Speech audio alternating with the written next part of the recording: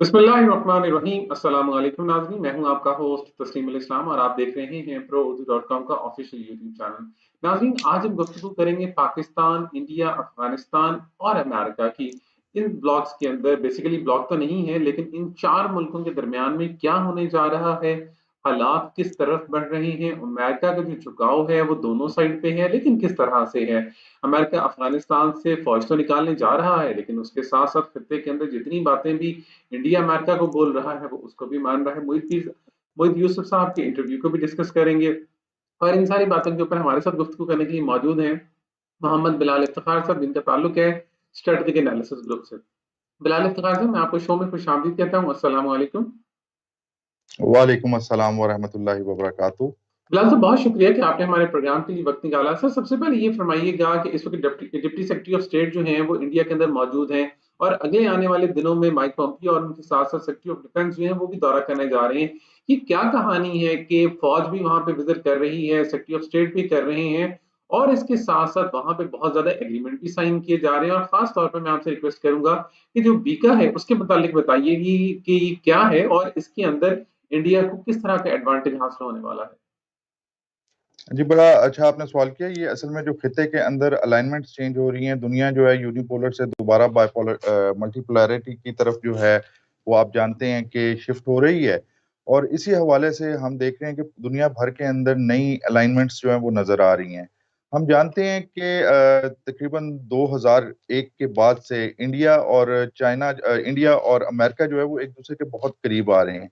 तो ये अभी जो स्टीफन बेगन जो deputy secretary of states India आए हुए हैं, ये बेसिकली जो 26 और 27 का दौरा है, 26 से 27 तक का दौरा है, जिसमें 2+2 फॉर्मेट के ऊपर पोम्पियो और एस्पर जो हैं, जो सेक्रेटरी ऑफ डिफेंस और सेक्रेटरी ऑफ स्टेट जो हैं अमेरिकन, वो दौरा करेंगे और मुलाकातें करेंगे राजनाथ सिंह और जयशंकर के साथ।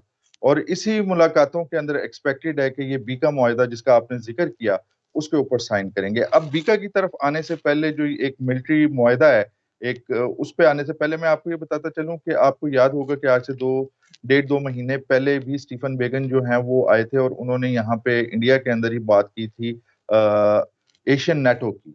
और उसके बाद बहुत सी तवक्कुआत लगाई जा रही थी कि क्वाड्स जो है उसको एक्सपेंड किया जाएगा, क्वाड्स एक्सपेंड होगी जिसमें न्यूजीलैंड, साउथ कोरिया और कुछ लोग मंगोलिया का भी नाम ले रहे थे। लेकिन हमने देखा रिसेंटली जो इजलास हुआ क्वाड्स का जापान के अंदर, तो उसके अंदर ऐसी कोई चीज नजर नहीं आई, बल्कि हमने एक क्वाड्स के अंदर भी एक डिफरेंस देखा। वो ये था कि दो ममालिक ने चाइना के ऊपर कड़ी तनकीद की, जबकि दो ने यानी कि ऑस्ट्रेलिया और जापान ने तो जापान का चाइना का डायरेक्ट नाम लेने से भी कतराते हुए हमें नजर आए।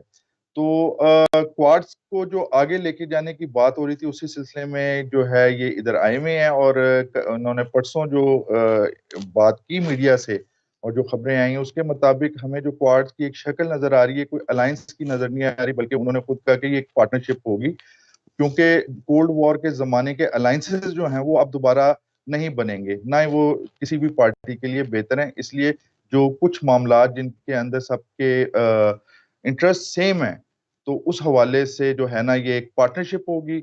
और साथ साथ उन्होंने वो स्टेज भी सेट किया जो एस्पर और पोम्पियो के आने के बाद जो बिका मुआहिदा यानी कि bilateral exchange and cooperation agreement जो है वो जो है उसके ऊपर जो साइन होंगे। इसमें मैं आपको बताता चलूं कि अब तक जो है 3 जो है बेसिक मिलिट्री मुआहिदे जो हैं वो इंडिया और यूनाइटेड स्टेट्स के दरमियान साइन हो चुके हैं। उसमें सबसे पहला जो मुआहिदा था वो 2002 में साइन हुआ था, जो था general security of military information agreement. उसके बाद 2016 के अंदर एक बहुत ही ज्यादा अहम तरीन, अमेरिका के हवाले से अहम तरीन मुआहिदा जो है उस पर साइन हुए थे, वो था logistic exchange memorandum of agreement. अच्छा, इस पहले मुआहदे के 2002 वाले से तो समझ आती है कि इसमें इंफॉर्मेशन जो है मिलिट्री के हवाले से जो इंटेलिजेंस है वो शेयरिंग का मुआहदा था।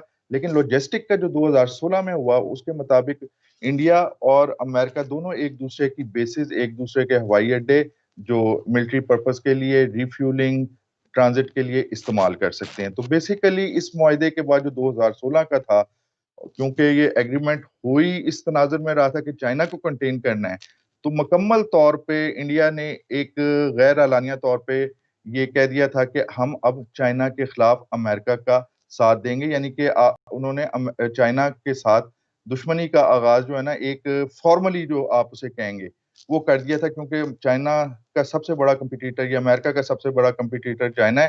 तो ये कहना कि नॉन अलाइनमेंट थी, तो 2016 के अंदर बाकायदा तौर पे वो नॉन अलाइनमेंट का जो कॉन्सेप्ट है वो इंडियन फॉरेन पॉलिसी से निकल गया था।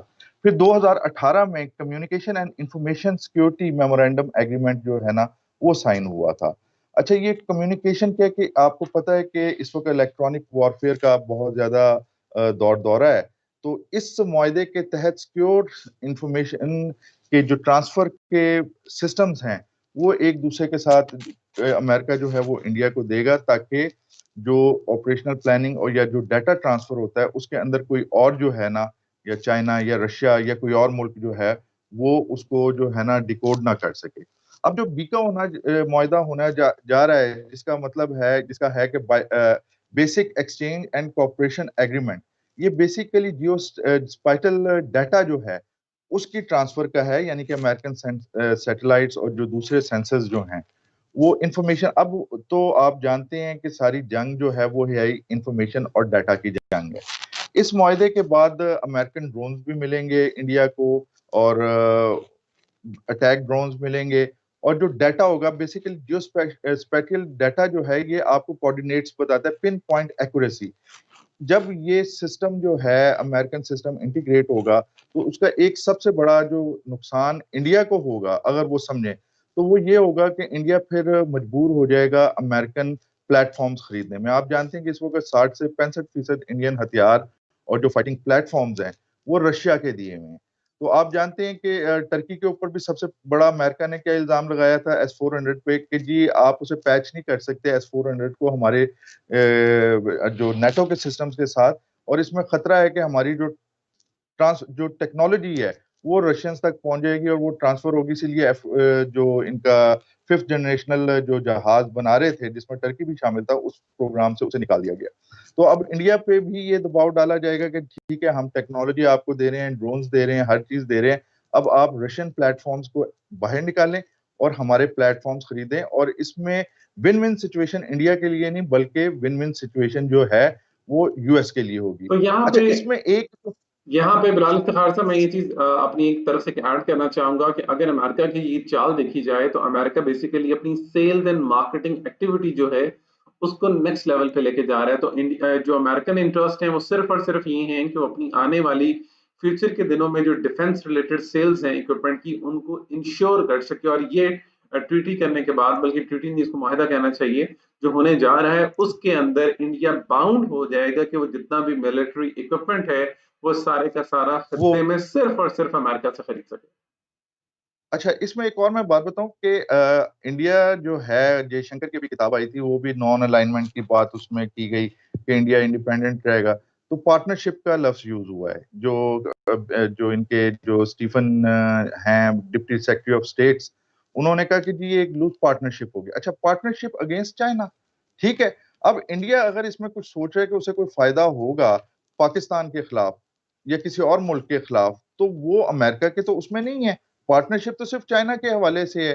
तो इस तरीके से, अच्छा एक और मजे की मैं बात बताऊं, दो मुख्तलिफ कॉन्सेप्ट्स हैं, एक डिफेंस है और एक है सिक्योरिटी। अच्छा, डिफेंस की जब बात आएगी तो इंडिया को इस वक्त जो डिफेंस चैलेंजेस है या तो वो पाकिस्तान की तरफ से हैं जो वो परसीव करते हैं, या वो चाइना की तरफ से हैं। जबकि सिक्योरिटी के मामले में जो एशिया पैसिफिक की सिक्योरिटी के लिए इंडिया को यूज करने की कोशिश कर रहा है या करना चाह रहा है अमेरिका, तो भाई सी लेन्स तो खुली हुई हैं। तो उनकी सिक्योरिटी के लिए बेसिकली इंडिया अपने आप को स्ट्रेच करेगा, अपने आप को कमिट करेगा, अपना पैसा लगाएगा। हालांकि चाइना का अपना इंटरेस्ट है, जिनके साथ ये मुकाबला करना चाह रहे हैं कि ये सी लेन्स खुली रहे, तो ऐसा कोई थ्रेट तो नहीं आ रहा। लेकिन क्योंकि एक अमेरिकन एक पॉलिसी का ऑब्जेक्टिव है और उसी ऑब्जेक्टिव के लिए इंडिया को थोड़े से प्रमोशन देके उनको आगे लाया जा रहा है, ताकि जो अमेरिका के डर्टी वर्क है वो इंडिया करे, अपने रिसोर्सेज वो लगाए।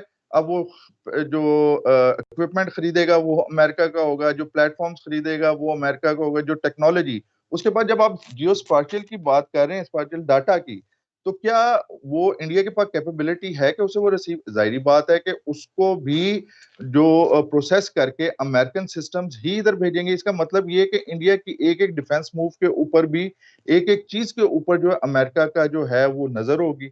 तो अमेरिका बेसिकली इन चार मुआहदों के बाद इंडिया बेसिकली इन चार मुआहदों के बाद उस मकाम पे पहुंच जाएगा कि जहां पे उसकी हर बात के ऊपर, उसकी हर मूव के ऊपर ना सिर्फ अमेरिका की नजर होगी, और जब अमेरिका चाहेगा तो डाटा के अंदर टैंपरिंग करके इंडिया को का नुकसान भी करवा सकता है।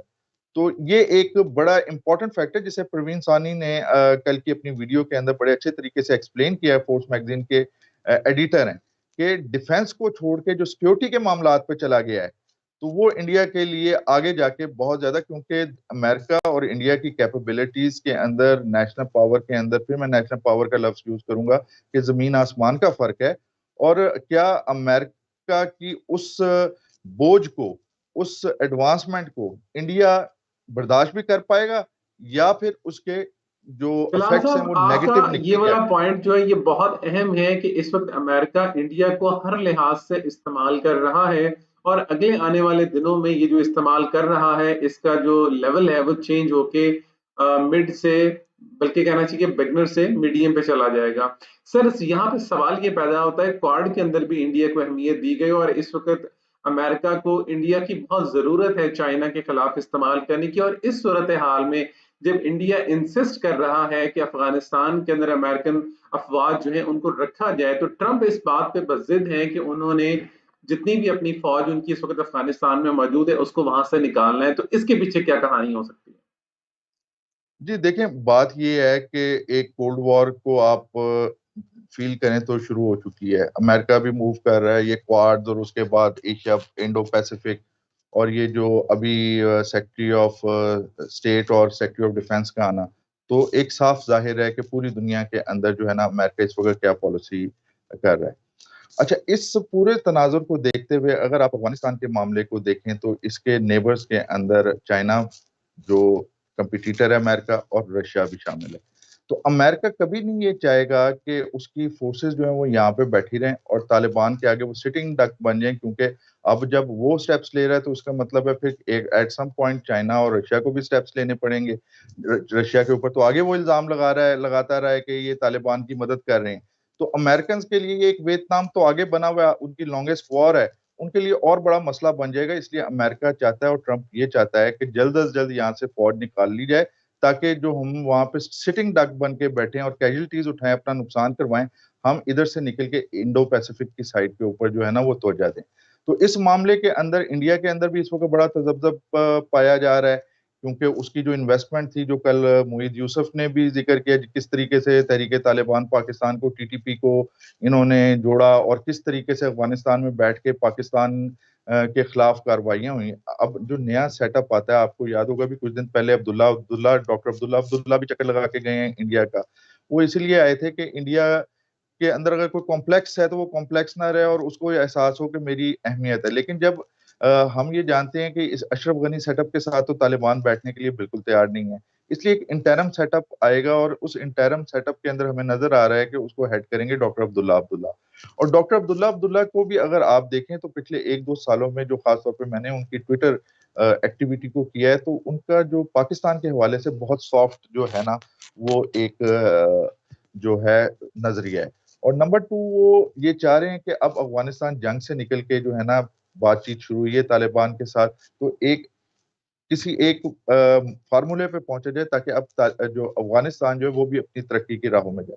इस तमाम सिनेरियो में इंडिया तो कट हो जाएगा, और इंडिया जब कट हो जाएगा तो जो अरबों डॉलर्स की इन्वेस्टमेंट है वो खराब हो जाएगी। और इस मामले में सबसे ज्यादा जो मुझे इंडिया की बात के ऊपर जो हालत पे तरस आता है वो ये आता है कि उसका सबसे बड़ा अलाई, जिसे उसने चाइना के खिलाफ अपने अंडमान निकोबार के अंदर लॉजिस्टिक का भी मुआहदा कर लिया, हर चीज में उसे टो करने की कोशिश कर रहा है, और वही इत्तेहादी मुल्क जो है वो इंडिया की इस इन्वेस्टमेंट को खराब करते हुए जाएगा, तो क्या बनेगा फिर? सेंट्रल एशिया तक कहाँ से जाएंगे आगे? अमेरिका के पीछे ईरान के साथ तो ताल्लुकात खराब कर लिए हुए हैं, तो ईरान के साथ भी खिलाफ, पाकिस्तान के साथ भी खराब, पूरे खित्ते के अंदर इस एक ऐसी मोहब्बत पाली इंडिया ने कि उसने पूरे खित्ते के अंदर लोगों को अपने खिलाफ कर लिया, और आज जो है नजर आ रहा है कि इंडिया का मुस्तकबिल जो है वो कोई इतना अच्छा नेबरहुड के अंदर नहीं है जिस तरीके से एक वो यूटोपिया के अंदर इंडियन लीडरशिप ने अपनी आवाम को रखा हुआ है। बहुत शुक्रिया बिलाल साहब। वक्त चूंकि इस वक्त काफी मुख्तसर है हमारे पास, तो मैं आखिरी दो सवाल जो है उनको जल्दी से रैप अप करूंगा कि इस वक्त अगर हम बात की जाए मोहित यूसुफ साहब के इंटरव्यू की करण थापर को, उसको उस ये सारे इंटरव्यू को आप किस तरह से देखते हैं? यकीनन इसके अंदर से बहुत सारे सवाल उभरते हैं जो मैं करना चाहता था, लेकिन वक्त की इस वक्त बहुत ज्यादा किल्लत है, तो मैं इतने ज्यादा सवाल नहीं पूछ सकूंगा। सिर्फ इतना ही जानना चाहूंगा कि आप इस इंटरव्यू को किस तनाजुर में देखते हैं, और इसके चंद सीधा सीधा जो बयान है, जो चंद सीधा सीधा पॉइंट्स है, उनको हमारे नाजरीन के लिए आप गोशगुजार कर दीजिए। देखें जी, कल एनएसए, पाकिस्तानी एनएसए ने जो उन्होंने करण थापर को इंटरव्यू दिया, उसने पूरे कौम का सीना जो है ना वो चौड़ा किया। ये एटीट्यूड है जो पाकिस्तानी गवर्नमेंट्स को, पाकिस्तानी ऑफिशियल्स को इंडिया के हवाले से रखना चाहिए था, क्योंकि हम देख रहे थे कि पिछले कई दहाइयों से इंडिया का एटीट्यूड बहुत इंसल्टिव और बदतमीजाना था। तो कल मोईद यूसुफ ने बहुत जबरदस्त तरीके से इखलाक के हदूद में रहते हुए, जो कि एक पाकिस्तानियों का खासा है, उन्होंने इंडिया को बताने की कोशिश की कि तुम जो रो रहे हो यहाँ पे, मगरमच्छ के आंसू बहा रहे हो, this is what you are doing. और इसका रिएक्शन अगर आप इंडिया के अंदर देख लें तो उन्होंने इंस्टेड के अपनी गलतियों को तस्लीम करें, और वो जो पॉइंट्स मोईद यूसुफ ने उठाए टेररिज्म के हवाले से, इंडियन पॉलिसी के हवाले से, कश्मीर के हवाले से, उसका जवाब दें। उन्होंने अपने ही जो सहाफी करण थापुर के ऊपर जो है हमले करने शुरू कर दिए कि ये इस तरह पैसे लेके करता है वगैरह वगैरह। मेरे ख्याल में पाकिस्तान बहुत स्ट्रांग जा रहा है, और मैं आपके इस प्लेटफॉर्म से अवाम को भी ये आपके व्यूअर्स को भी ये बताना चाहूंगा कि आप देखिए, सेक्रेटरी ऑफ स्टेट और डिफेंस सेक्रेटरी दोनों साथ आ रहे हैं। कितनी अहम चीज है फॉरेन पॉलिसी, और मौजूदा हुकूमत का जो सबसे बड़ा कारनामा है, उसकी जो तमाम चीजों को, उसके बुराइयों को मैं समझता हूं कि मैं उनसे नजरअंदाज कर सकता हूं, वो फॉरेन पॉलिसी के महाज पे एक उसकी कामयाबी है कि आज अमेरिकन ट्रंप भी आप के वजीर आजम के साथ और आपकी हुकूमत के साथ कॉपरेशन की बात कर रहा है, एक अच्छाई की बात कर रहा है। तो दूसरी तरफ चाइना भी इन्वेस्टमेंट आपके जो है उस कर रहा है, और उसने प्रोजेक्ट सी पैक के तेज कर दिए। दुनिया में आपकी से है।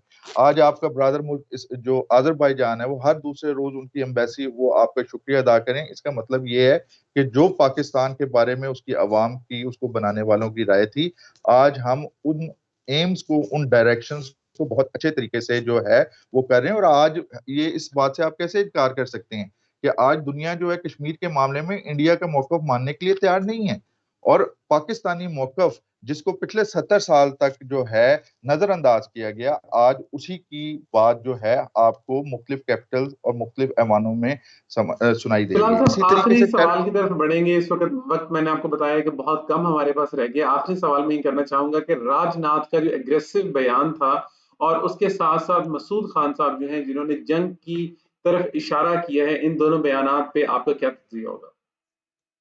मेरा जी एक सिंपल सा तज्जिया है। इंडियन लीडरशिप की अगर आप इनके बयानात खासतौर पे बीजेपी के उठा के देख लें, ये एक यूटोपिया में रहते हैं जहां पे ये मजलूम तरीन है, और उस मजलूमियत का ये रोना रोते हैं। अब राजनाथ सिंह जब बात करता है कि एक सोचे समझे मंसूबे के तहत चाइना और पाकिस्तान बॉर्डर पर टेंशन बढ़ा रहे हैं, तो भाई पाकिस्तान ने तो नहीं कहा था आपको, या चाइना ने तो नहीं आपको मशवरा दिया था कि आप 5 अगस्त 2019 को कश्मीर का स्टेटस चेंज कर दो? पाकिस्तान ने तो नहीं आपको कहा था कि आप तिब्बत के अंदर गड़बड़ मचाओ, या फिर आप पाकिस्तान के अंदर जो है हमारे मुल्क के अंदर सेक्टेरियन और जो है एथनिक गड़बड़ मचाओ? तो बेसिकली आप जो है ये कह रहा है राजनाथ सिंह कि हम अपने उस यूटोपिया के अंदर, उस ख्याली दुनिया से निकलने के लिए तैयार नहीं है, और हम वो लोग हैं कि जो हमेशा अपने आप को मजलूम करार देके दूसरों की जो है जिंदगियों को खराब करेंगे। और मसूद खान साहब ने जो जंग के बारे में कहा कि नजर आ रही है, तो जाहिर बात है भाई, वहां पे कश्मीरियों के साथ जो कुछ सलूक हो रहा है, जिस तरह पैलेट से उनको नाबीना किया जा रहा है, उनकी नौजवान नस्ल को मारा जा रहा है, और जिस तरीके से आज साल से बहुत ऊपर हो गया है कि वहां पे इंटरनेट की फैसिलिटीज नहीं है, वहां पे बेसिक फैसिलिटीज अवेलेबल नहीं है। और कश्मीरी यकीनन, कल मैं मोहित यूसुफ साहब से बिल्कुल एग्री करता हूं कि कश्मीरी नफरत करते हैं। वो तो अपने आप को इंडियन कहलाने का जो है, यानी कि वो अपने लिए इंसल्ट समझते हैं।